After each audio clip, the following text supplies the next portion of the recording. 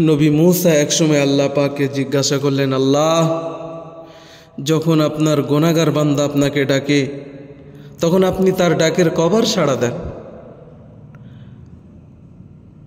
আর যখন আপনার নেককার বান্দা আপনাকে ডাকতে থাকে তখন তার ডাকের সাড়া আপনি কবার দেন? আল্লাহ পাক নবী মূসা আলাইহিস সালামকে বললেন, হে মূসা, যখন আমার গুনাহগার বান্দা আমাকে ডাকতে থাকে তো সে যদি আমাকে একবার ডাকে আমি আল্লাহ তার ডাকের 3 বার সাড়া দিই, আর যখন আমার নেককার বান্দা আমাকে ডাকতে থাকে, আমার নেককার বান্দা যদি আমাকে একবার ডাকে আমি তার ডাকের একবারই সাড়া দিই। নবী মূসা আলাইহিস সালাম জিজ্ঞাসা করলেন, আল্লাহ, কারণ? আল্লাহ পাক বললেন,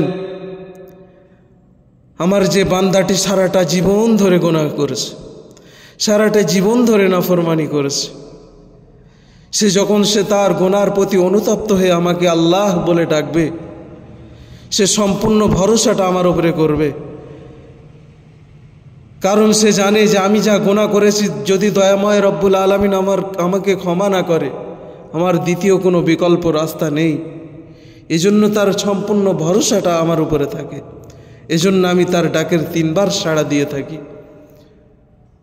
পক্ষান্তরে যে বান্দা সারাটি জীবন ধরে আমার হুকুম মেনেছে, নামাজ আদায় করেছে, রোজা আদায় করেছে, হজ আদায় করেছে,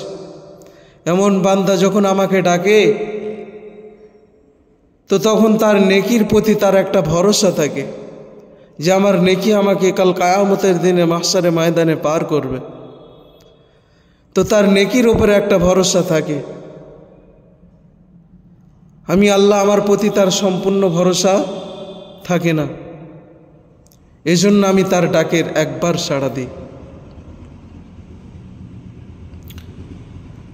আমার নবী পাকের উম্মাতিরা,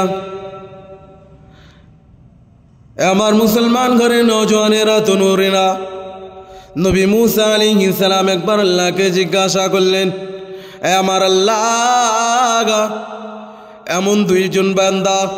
যাদের মধ্যে একজন নাফরমান বেঈমান সারাটা জীবন ধরে আপনার নাফরমানি করে গিয়েছে, এমন বান্দা যদি আপনাকে ডাকে তাহলে তার ডাকের সাড়া আপনি কবার দেবেন? পক্ষান্তরে আরেকজন এমন বান্দা যে সারাটি জীবন ধরে অনেক কাজ করেছে, আল্লাহ আপনার কথা মতন চলেছে, নামাজ আদায় করেছে, হজ আদায় করেছে, রোজা আদায় করেছে, আল্লাহ পাক যখন এমন বান্দা আপনাকে ডাকে তার ডাকের আপনি কবার সাড়া দেন? ওই সময় আল্লাহ পাক উত্তর দিয়ে বলে, হে মূসা, যখন আমার গুনাহগার বান্দা আমাকে ডাকে তাহলে আমি তখন তার ডাকের 3 বার সাড়া দিয়ে থাকি, আর যখন আমার নেককার বান্দা আমাকে ডাকে, আমার প্রিয় বান্দা আমাকে ডাকে, তখন আমি তার ডাকের একবার সাড়া দিয়ে থাকি। নবী মূসা আলাইহিস সালাম অবাক হয়ে জিজ্ঞাসা করলেন, আল্লাহ পাক, এটার কারণ কি?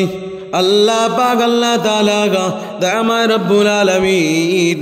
নবী মূসা আলাইহিস সালাতু ওয়াস সালামকে বললেন, এ আমার নবী মূসা,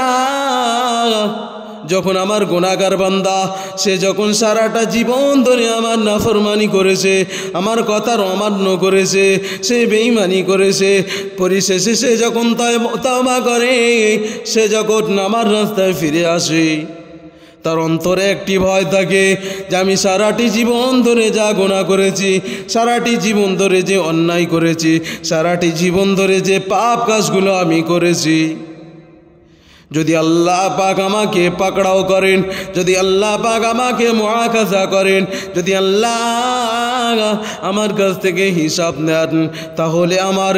বিকল্পের কোনো রাস্তা নাই। এজন্য সে যখন আমাকে আল্লাহ বলে ডাকে, সে যখন আমাকে খালিক বলে ডাকে, সে যখন আমাকে মাবুদ বলে ডাকে,